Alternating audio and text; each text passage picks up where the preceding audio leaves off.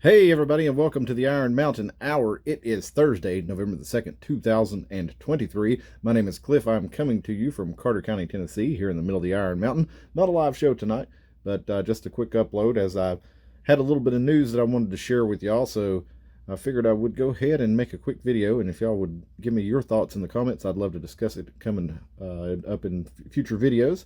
But I think it's a pretty important one, so I want to get right to it. There's a lot of stuff in the news normally that we hear about a lot. Crime, new stores that's coming to town, some events in the community, things like this. They put this on the media pretty regularly. But some of the things that don't really get that much attention because they don't happen that often. For example, things like the smart pole infrastructure that's come in. There was a couple stories on that, and then it was gone from the news. You see crime stories every day. It's important that we have local news to tell us about, crime, elections, local businesses, and things like this that are going on. Local news has done some good work recently too. They got into the investigation downtown Johnson City with Mr. What's his name, Sean Williams, the business owner down here who was accused of rape several times, and the cases kept getting dismissed, the rape tests not getting tested, things like this. So anyway, this guy finally ends up in prison, and suddenly he escapes from custody and has been on the lam. I don't guess they found him as of now. I could be mistaken. I could have missed it, but I don't think they found him as of yet. But the local news was on this, and they're also reporting on it now in such a way that a lot of people. They did a poll on Twitter the other day on Scanner Food, and I think they did one on Facebook too, and overwhelmingly the response was that the respondents to the poll believed that Mr. Williams it was like 92% believed he had to have had help escaping with people on the inside. And that would go right with, there was a federal investigation because there was somebody who used to work I believe she used to work for the Justice Department. She worked at the Johnson City Police Department. She thought it was fishy that all these things weren't getting tested. So she sent off to the feds in one way or the other. I think it was just Justice Department. But they started investigating this, and that was how it, kind of all came to light. And like I said, local news has been pretty good about covering all that. But one of the things that they don't really cover a whole lot of are, the smart agenda coming forward in the Tri-Cities. And you see pieces of this new development talked about regularly, but you don't necessarily see the whole discussed that often. So that was what I wanted to bring to you tonight, because they're having a meeting on the 9th of November. This is here in Johnson City. It's going to be at the Langston Center, and I'm going to include links to this information in the description of this video. And if I can do it right, I'll also show it on the screen, and you'll be able to view it right after this. But for what they have going on, it's called Horizon 2045. And it's a growth plan, a 25-year growth plan, or a 20-year growth plan for Johnson City. And what they say is this is from Whitney Hodges, and she is an executive there at the Planning Commission. It says, Johnson City is embarking on a comprehensive planning initiative that will guide how our community will grow for the next 20 plus years.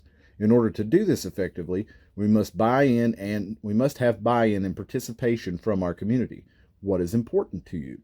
What are the areas of Johnson City that need attention? What are the characteristics of Johnson City that must remain authentic?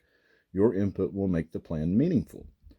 And it says, what is a growth management plan? Horizon 2045 is the city's growth management plan, which is a process to explore how the city wants to grow, align that vision with the community's goals for economic development, housing, quality of life, and more, develop the future land use strategy and policy framework.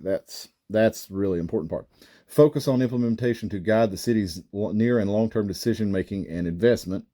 And there it says they're going to use it as their framework over the next 20 years to guide decision-making related to a variety of important topics, such as development, investments in infrastructure, zoning, and preservation of community character. Now, that in and of itself, that's you would expect that from your city. I think 20 years it seems like a long time for the folks in charge now to plan for. But it is what it is. You do want to have some kind of long-term planning. And I've mentioned often that I think the long-term plan for this region, the Tri-Cities as a whole, but Johnson City, Kingsport in particular, I think we've seen from Elizabethton, for example, Elizabethton is wanting to focus their economy mostly on tourism. Now, we had an election for mayor in 2022, and the town reelected Patty Woodby, and she was the interim mayor who stepped in when our county mayor Rusty Barnett died.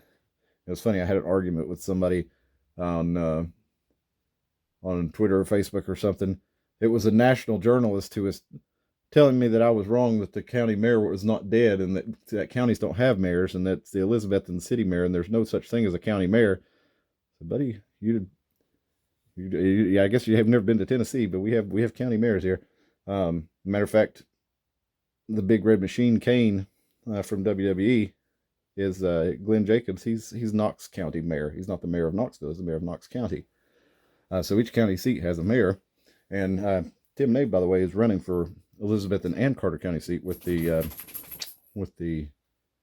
stated aim of combining the two mayor seats into one office and saving the taxpayers money. So a lot of people would like that, but maybe not so much the folks over in Johnson City. Now, like I said, what they want to turn this place into is Elizabethton has stated, Patty Woodby has stated her desire to turn it into a tourist economy. They're talking about they're going to make a whitewater rafting park. Excuse me. They're going to make a whitewater rafting park, and they want to use mountain biking trails, which we do have some nice mountain biking trails. It's the Watershed Trails, and over there, right when you get to Johnson City, there's a nice set of trails there. And the Tweetsy Trail is actually going to connect all those. And they've said repeatedly that they believe that this is going to draw tourism, and I'm sure to a degree it will. And they actually surprised me how much outdoor tourism there was in this area when we looked at the numbers. But basically, their plan, as they've said in Elizabethton, is to turn it into a tourist economy.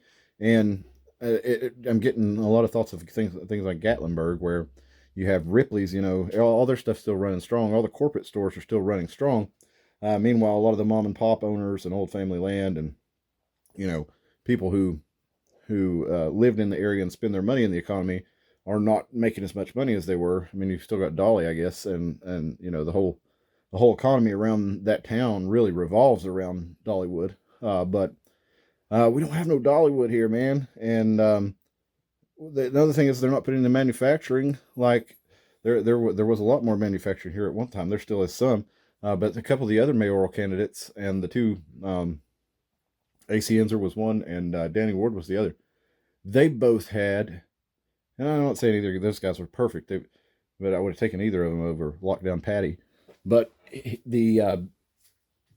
their plan was more geared toward setting up a way for our young people to have a pipeline into work that they can actually make a living from. So instead of focusing on university system, I mean, we still focus on that obviously, but recognize that not everybody, that university system is not the path for everybody. And in our area, honestly, they do a pretty good job of that already. The technical programs around here are actually pretty good in the high schools. But basically they wanted to take the existing community college and turn it into more of a feeder for the places around here that you can work. So, places around here need millwrights. Well, you would learn millwright school, and not only that, the school would actually communicate with the jobs around here who need millwrights so that they could incorporate what they would actually need for that job into the training. So I thought that was a pretty good use for those for the technical college there, is actually develop programs in conjunctions with the places around here that could hire people with those skills, and also help them develop those skills particularly for that place. Say Bell Helicopter, over in Bristol.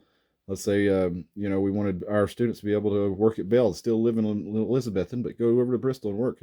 Give them you communicate with the school, would communicate with Bell, find out what you're going to need in certain technicians, and have that put into the curriculum of the school there.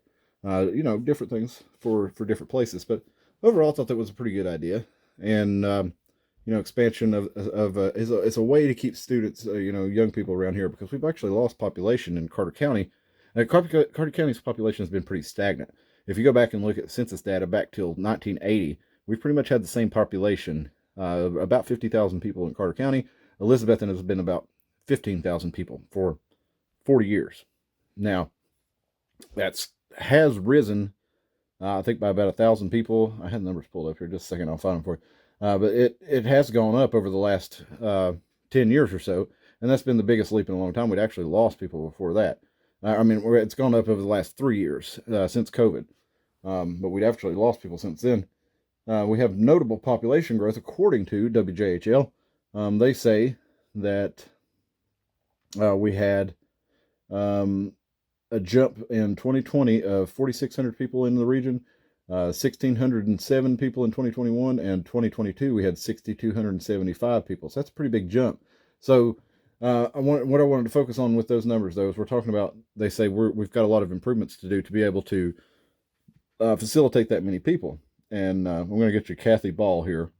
She's the Johnson City manager. She says she thinks it speaks to the rich quality of life that we have in Johnson City, and that more folks are recognizing that want that kind of lifestyle that we have to offer here, says Kathy Ball.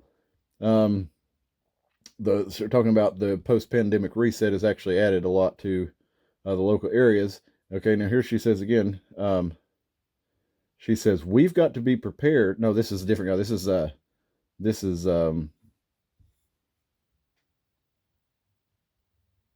Cantler, who is, give me just one second. He's a big wig at Johnson City here. Bob Cantler, yeah. He's the Chamber of Commerce, Washington County, Johnson City, Janesboro Chamber of Commerce. He says, we're seeing a lot of more remote workers, starting new business, that kind of stuff. But he's also saying, we've got to be prepared that our infrastructure catches up to our needs, what he says. He says, we know there's growth in areas in gray that need a lot of work from transportation department. Throughout Johnson City, we need to evaluate schools, fire departments, police departments. It's the area governments that don't get that right. If the area governments don't get that right, Ball says, traffic snarls, utility troubles, and the like will cause folks to get frustrated with the growth and not see the positive sides. And Ball says, get this, sales tax revenues have been very strong the past few years, and of course they would, because we've got lots of new people coming into town and spending lots of money. I own a small business in this area, and I see a lot of new people coming in, and when they move in, they're moving from areas in California, something where they sold their small house for $1 million. They bought them a nice house here for $200,000, $300,000, and they got a lot of extra money to spend fixing that place up. And they're putting that money into the economy with local contractors and stuff like this. So it's just something I see frequently. There's a lot of people with a lot of extra money to spend. So there's a lot of tax money being collected by the government around here. But she says, now this is Kathy Ball, the Johnson City manager, and just to keep this in mind, where these guys are going to want to go with this, we're going to have to explore to see if we need to look at those fees in order to have a gradual increase, in order to be able to support not only just the growth, but the quality of service that we provide, she said. It is very normal that those would be looked at anyway, even without this level of growth. So basically she's saying, we got all this new money in, we're going to raise the taxes. We'd probably do that anyway, even if we weren't going to have this level of growth. So they're collecting more money than ever. They're adding more people than ever. A lot of the reason probably has to do with lower taxes than places that they're used to. We do have higher sales taxes here in Tennessee than most places, but we don't have state income tax. So you can actually choose if you want to pay the tax. So if you don't want to buy something, you can buy something from somebody local and you don't pay a tax on it, or you buy it from a friend or off the used market, you don't pay taxes on it. If you buy any new retail goods, you pay taxes. And you can also, affect the amount of taxes that you pay by how good of a deal you get and all things like this. Basically, it adds some voluntarism to the amount of taxes that you paid. And we do have property taxes. Now, mine are not high in here in Carter County, but Johnson City's are pretty dang high compared to Carter County. You got city and county that you have to pay. And I think that the city, Johnson City tax is about double what we pay over here in Carter County, and then you have county tax to pay on top of it. But at any rate, they're talking about all this new money coming in, And the first thing they can think to do is, well, even though we're going to have extra money to come in to be able to spend this, we're going to have to raise taxes to be able to do this. Um, I have a couple of suggestions for you. For one, um, I see all summer I saw downtown Johnson City. They got flowers hanging around. They're nice. Yeah, you spend some tax monies to keep your downtown attractive. You want businesses to build there. You want people to come frequent the businesses. You know, you got it's right up there with streets and things like this.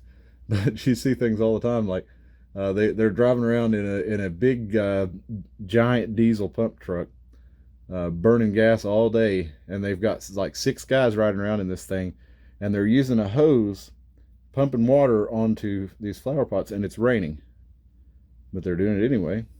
You know, they're because the city's going to spend that money, so that's what was on the agenda, whether they need to be done or not. But there's just all kinds of things like that, and places like, you know, they run empty buses. The buses have been a lot fuller over the last, 5, 6, 7 years, but for the longest time they ran empty buses. And I always say, why don't they just buy, for instead of running public transportation system with the city running it, you'd think being a Republican area that they would pay the tax, buy somebody a taxi pass, right? So that you can just use that at whatever taxi you want. But no, it's clear they want to be a large metro area to me now, and I think a lot of that has to do. A lot of that became evident when they put the casino in Bristol. So a lot of this is all. I think it's all stemming from that. They want to build the Tri-Cities into a large metro area with nice surrounding wilderness, and I think they want it to be the next Nashville here in Tennessee. And I'm afraid we're going to have a similar fate to Nashville, and that's why if you live in Johnson City, I would definitely recommend that you go check this out and tell them what you think. Maybe you agree with all this stuff, and maybe you want your city to be, a futuristic hellscape where, it's there's cameras on you everywhere. There's data being collected from everything you do and fed from the city to thousands of private corporations, and that's happening all over the country. So it's Johnson City would not be alone, but I thought we were supposed to be different in this area, and Elizabeth and being part of that too, with adding in the license plate reading software to the cameras that actually that send the data to a private company that they have a network of 2,000 cities over 42 states. So you would never, if let's just say all you guys out there that are in favor of law enforcement having this power, well, let's just say that Joe Biden declared it a federal emergency, and let's say a president you don't like, since most of you don't like Joe Biden, and I'm right there with you, but you don't have the problem with the small town police department having the ability to track everywhere somebody's going because they might catch criminals. But what happens if there's a federal emergency declared, all the governors come under federal control over all your local police departments, and now they have this apparatus that they can use to track you, because you're the bad guy now, right? Because let's say you're a Trump supporter, and let's say the Biden government declares insurrection and a mass lockdown. I know this is out there, but just stay with me here, because we're not talking about what's going to happen tomorrow. We're talking about what's happening in the future at some time. But we're just using today's people as a framework of it. But let's just say you have all this, and suddenly you're not in charge of it anymore. Say law enforcement, or you're taking orders from a guy above you, wearing a black patch over his name, and how these things go down in other countries. Well, it could happen here too. So you don't want to make it any easier on them. That's one of my main concerns here, is while we are in the midst of fighting for the very soul of the country, what the country is going to be, and people are escaping to Tennessee, and a big part to Johnson City and the surrounding areas, to make a last stand against this, because a lot of them feel that it's gone so far that there's a few holdouts left. You got Florida, you got Tennessee, you got South Dakota, you've got Texas. There's places where people go to hold out, and there were all the top places where people moved over the last 3 years, right? People aren't going to California right now. People aren't going to New York right now. So a lot of people are coming to Tennessee because Tennessee is the way that Tennessee is, right? So I don't think that we want to make the whole Tennessee, we don't want to make our area Nashville, right? Because Nashville is one of the few areas that is more progressively run, but that's what it really seems like Johnson City is wanting to do. I mean, I know everybody has an R next to their name in Johnson City, but at the same time, it's a pretty progressive city, and I get the argument of, okay, well, we want to be in charge of the services here, so we're going to set them up on the city level, but at the same time, it's like how much power do you want to give to that city? So when you go down here to your town hall discussing the future of the city of Johnson City, really look over some of the things that the smart polls that they've already put in. Look at the smart city agenda from Klaus Schwab and the World Economic Forum and all these things that you're against because you're a red-blooded American who believes in freedom, who believes in individual liberty, who believes in the right to bear arms, who believes in the right to private property, who believes the right to life, liberty, and the pursuit of happiness. All these things. You think if you watch that video, just one video from the World Economic Forum, where Klaus Schwab explains what these smart cities are for, where he explains what the whole Agenda 2030 is about, and you recognize that he's just a front man for it. He's just a salesman, right? So you got the financial players and you've got the nation states that are implementing all this stuff. But they all kind of look up to Klaus as he's not really the boss. He's the guy who's in charge of making it acceptable for the normal citizens that have to live under it, right? And he's mostly chosen an environmental message with which to do that. But if you watch his videos and all the stuff about you'll own nothing, you'll be happy, and watch Yuval Noah Harari, he's really the guy who puts the philosophy out there for the World Economic Forum. He's the one who basically decides what the philosophy is, and his whole point is basically an end to humanity as we know it and a much more controlled humanity, right? So part of this is putting in these smart cities all across the country or all across the world, and they did 50 of them. One of them's right here in Tennessee. It's Chattanooga. They did 50 worldwide, and they only did 2 in the United States. Chattanooga, Tennessee, and San Jose, California. And this is going to be part of a network of interconnected cities that have Internet of Things running through all the infrastructure, light poles, parking meters, sensors on the streets, face scanners, gate recognizing cameras, gunshot detectors, license plate reading cameras. All this stuff working together to make sure they know every little thing that's going on in the city, to make sure they know everywhere that you are and everywhere that you're going. And if we have fleet security systems or flock security systems with their nationwide network of license plate reading software that not only scans your license plate, also scans the make and model of your car, the color, where they have a roof rack, dings, bumper stickers. They say that it's anonymized and they don't pay attention to who's in the car. If you believe that, well, got a couple of bridges to sell you, but that's what they say. So anyway, the local police department here in Elizabethton, where they've installed these, has said they will delete all the images excuse me after 30 days, which I'm still not thrilled about. I mean, they've already got devices that they can point at the car and they can scan the license plate and know what that car is attached to. So if you have the wrong license plate on, they'll scan your car. They'll know immediately, hey, that's not the car that's supposed to be on. So they can already scan your plate and look it up really easy. They don't have to call it anymore. And it might be one thing if you remember, they had the black license plate or the dark license plate where they changed them and they had to redo them because some of them weren't being read by the license plate reading software. Those are the ones that the officers had. This is something totally different because they're putting them in, like I said, if it just read the license plate, I wouldn't think that would be a big deal, really. I mean, it would be, but if the city just read that they only had access to data and then they deleted it after 30 days, I mean, you're in public, so you can't really complain if you're seen in public, right? But the city doesn't have the right to keep track of your travel patterns. I mean, you as an individual.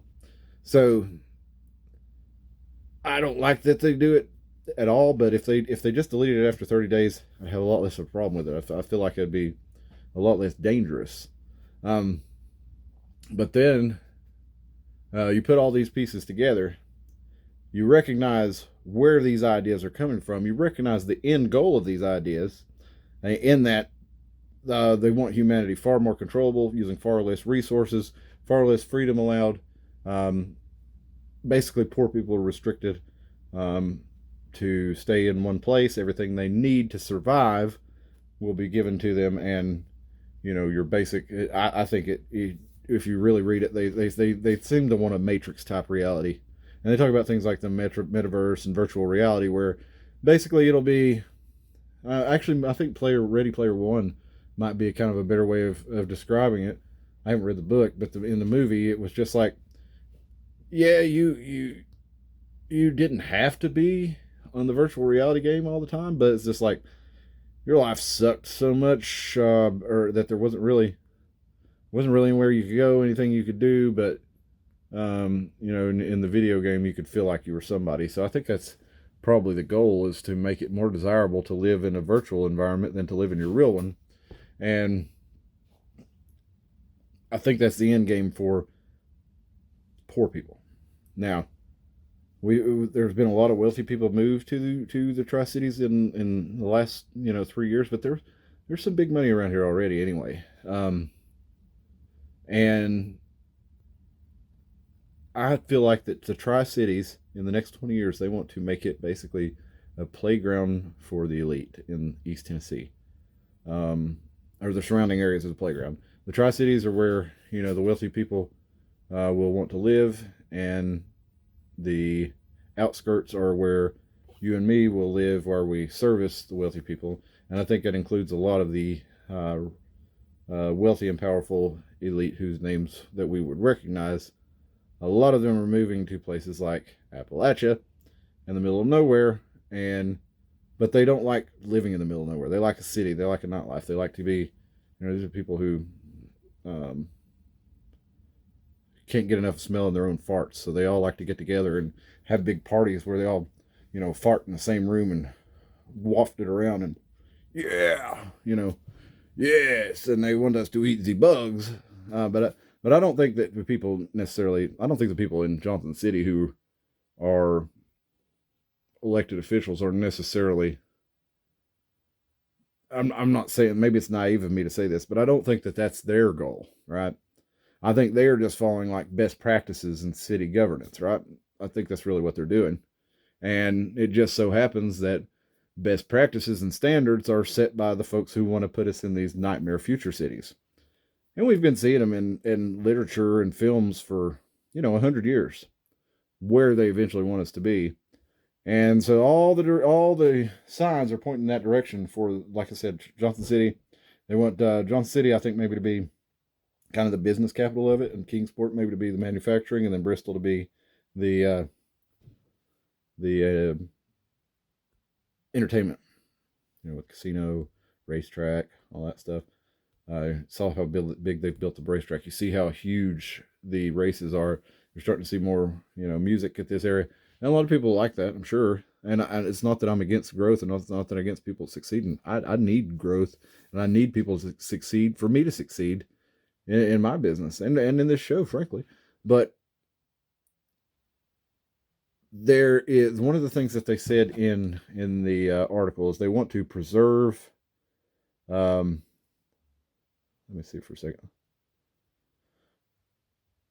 Preserve the.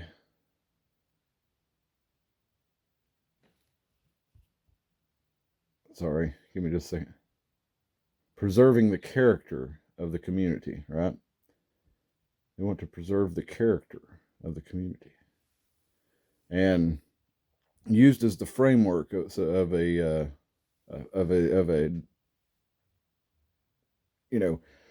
while they're adding all these things, they say they want to make sure they preserve the character of the community, and I think that's admirable. I believe that they're being honest, but like I said, I don't think that most of these folks who are making these decisions, and I could be naive, know really what they're doing. Again, I just think about how stupid the average person is, and then I think about that half people are stupider than that. And then I remember that these are the people who elect the people in charge. So you don't necessarily have to be a genius to be elected. You can be pretty damn dumb, and you can also be really smart and still mess up. So it's not a game for just anybody to get into. So I'm not encouraging anybody to go down there and give hate to these people, or like, you know what you're doing? You're trying to sell us out to Bill Gates and the New World Order.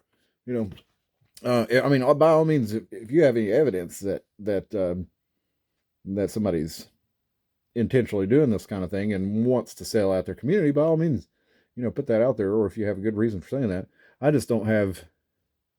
don't see any indications of that. I just see people trying to do the best job they can at making a city grow. And I think they're, looking to use technology. They're looking to use all the tools that they have available. And I don't think that they know exactly what they're walking into.